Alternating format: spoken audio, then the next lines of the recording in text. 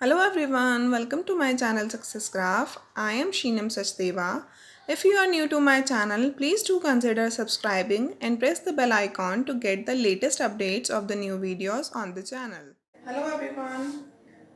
आज हम करने वाले हैं रियल नंबर की एक्सरसाइज 1.2 का सोल्यूशन राइट। तो इसका जो इंट्रोडक्शन था वो हम इससे प्रीवियस वीडियो में पढ़ चुके हैं। इस वीडियो में हम सोल्यूशन को पढ़ने वाले हैं फ्रॉम क्वेश्चन 1 to 4। जो क्वेश्चंस हैं वो काफ़ी इजी क्वेश्चंस हैं, only prime factorization and HCF and LCM के ऊपर बेस्ड हैं। वो आपको मैं प्रीवियस वीडियो में बता चुकी हूँ। यहाँ पर हम करने वाले हैं क्वेश्चन नंबर 5, 6 एंड 7 जो थोड़े से डिफरेंट हैं। तो क्वेश्चन नंबर 5 है, check whether 6 raised power n can end with the digit 0 for any natural number n। 6 raised power n जो है वो उसका एंड होगा with the digit 0। वो क्या उसको जब हम सॉल्व करेंगे तो क्या वो डिजिट 0 के साथ एंड हो सकता है।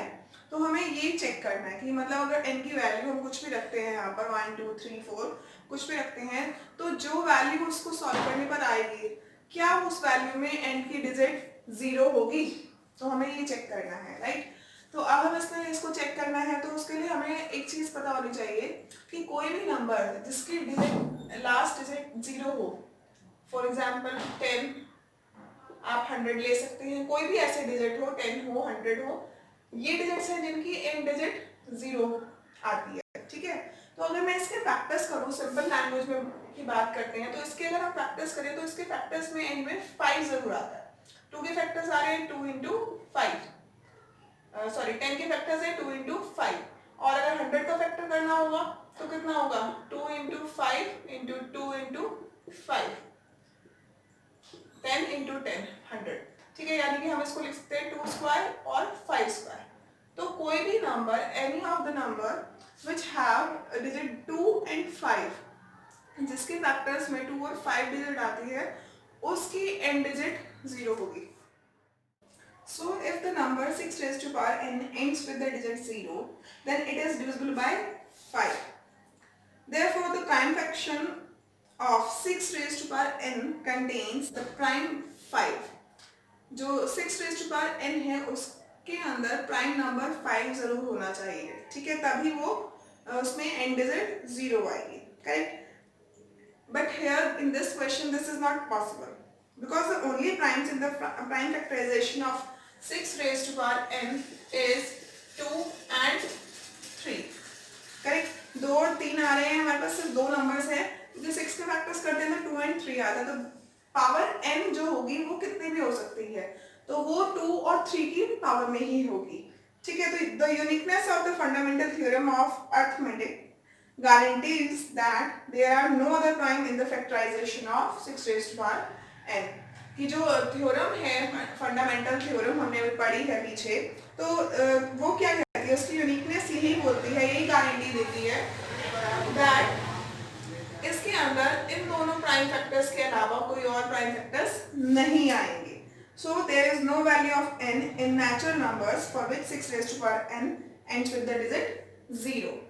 ठीक है, तो यहाँ पर कोई भी हमारे पास ऐसा नंबर नहीं आएगा। तो अगर हम इसको लैंग्वेज की फॉर्म में लिखना चाहें तो हम इसको कैसे लिखेंगे, तो मैंने सिर्फ आपको बेसिक बताया है, हम इसको लिखेंगे कैसे। If the number 6 raised to power n ends with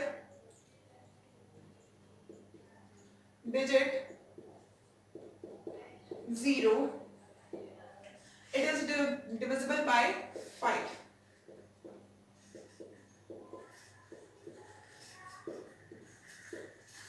It is divisible by 5। Correct? This is not possible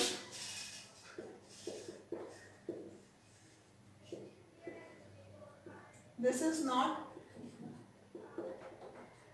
possible because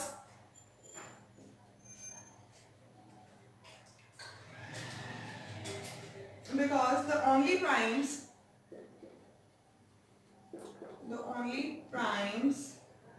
in the factorization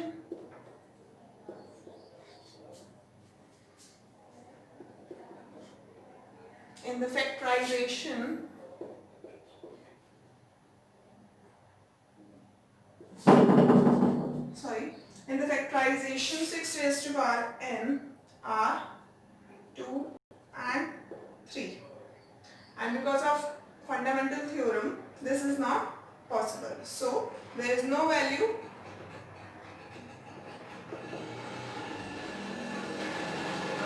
There is no value of n for which 6 raised to power n ends with the digit 0. ठीक है, तो कोई भी ऐसी value नहीं होगी जिसके लिए ये 0 डिजिट को होल्ड करेगा. Question number 6. Explain why 7 into 11 into 13 plus 13 and 7 into 6 into 5 into 4 into 3 into 1 plus 5 are composite numbers. यहाँ पर हमें बताना है कि ये जो given two numbers हैं ये composite numbers होने चाहिए. क्यों? तो ये हम composite number क्या होते हैं हम ऑलरेडी पीछे पढ़ चुके हैं. ठीक है, तो जिसमें जो numbers हैं other than prime numbers are called composite numbers. Correct. तो यहाँ पर अब इसको सॉल्व करते हैं. We have these two numbers. पहले हम फर्स्ट नंबर को लेते हैं 7 into 11 into 13 plus 13. अगर मैं इसको सॉल्व करती हूँ इन तीनों को अगर हम मल्टीप्लाई करें we have 1001 plus 13 which is equals to 1014. ठीक है, और अगर अब हम 1014 के फैक्टर्स करते हैं तो उसके फैक्टर्स कौन से आएंगे? Let me check. इसके फैक्टर्स होंगे 2 into 3 into 13 into 13. ठीक है, ये इसके फैक्टर्स होंगे. तो यहाँ पर क्लियर है it is the product of more than 2 prime numbers. इसके अंदर 2 से ज्यादा प्राइम नंबर्स हमें मिल रहे हैं. 2, 3 एंड 13. 2, 3 एंड 13. ठीक है, तो इसलिए क्या होगा it is a composite number. So this is a composite number क्योंकि यहाँ पर हमें क्या मिल रहा है? क्लियरली हमें प्रोडक्ट मिल रहा है मोर देन 2 प्राइम नंबर्स का जो है 2, 3 एंड 13. सिमिलरली हम सेकंड क्वेश्चन के लिए चेक करते हैं. तो सेकंड क्वेश्चन है हमारे पास 7 into 6, 5, 4, 3, 2, 1 plus 5. इसको मल्टीप्लाई करेंगे तो ये आएगा 2040 plus 5 which is equals to 5045. Sorry ये मैंने गलत लिख दिया, ये है 5025 5040. तो आ गया 5045. और अगर हम 5045 को फ्रैक्शन करते हैं इसका प्राइम फैक्टराइजेशन करेंगे वी हैव 5 into 1009 यहाँ से हमें वैल्यू मिली. तो यहाँ पर क्लियरली यहाँ पर प्रोडक्ट ऑफ प्राइम फैक्टर्स मिल रहे हैं हमें 5 and 1009. So it is also a composite number. It is a product of prime factors 5 and 1009. So it is a composite number. इसलिए भी क्या होगा एक कंपोजिट नंबर होगा. ठीक है, तो हमें यहाँ से पता चल गया है कि ये जो दो नंबर हमें गिवन थे ये दोनों नंबर्स कैसे नंबर्स हैं? ये both numbers are composite numbers. हम पहले पीछे पढ़ चुके जो लास्ट वीडियो में मैंने बताया था that composite numbers equals to product of primes. ये हमारी फंडामेंटल थ्योरम ऑफ अर्थमेटिक भी कहती थी that composite numbers equals to product of primes.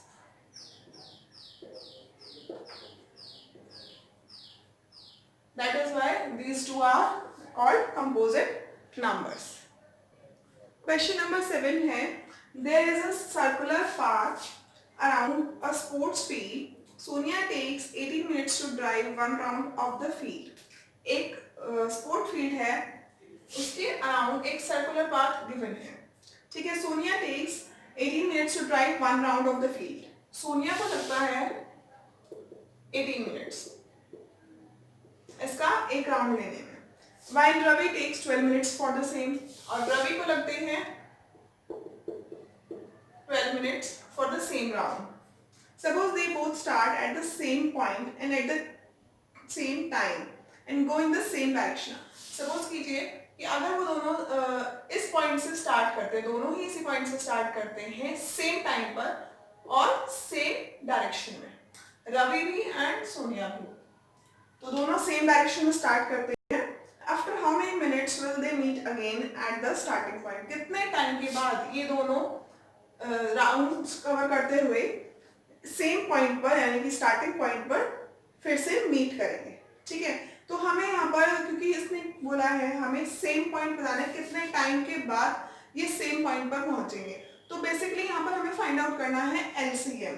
ठीक है, तो they will again at the meeting starting point at least common multiples of 18 and 12, तो 18 and 12 के जो कॉमन मल्टीपल्स हैं यानी कि एलसीएम है उसमें हमें सेम पॉइंट पर मिलेंगे। तो फैक्टर्स कर लेते हैं इसके। 18 के फैक्टर्स कौन से होंगे, 2 into 3 into 3, 2 3 is 6, 6 3 is 18, and 12 के फैक्टर्स होंगे 2 into 3 into 2। करेक्ट, यहाँ पर हमें मिल चुका है। तो इसका एलसीएम अगर हम निकालते हैं यहाँ से clearly, LCM of 18 and 12, 2 into 3 into 3 into 2, तो ये आ गया। यहाँ से अगर इसको मल्टीप्लाई करेंगे 2 3 is 6, 6 3 is 18, 18 2 is 36। so 36 minute के बाद, after 36 minute, Sonia and Ravi will meet again at the starting point.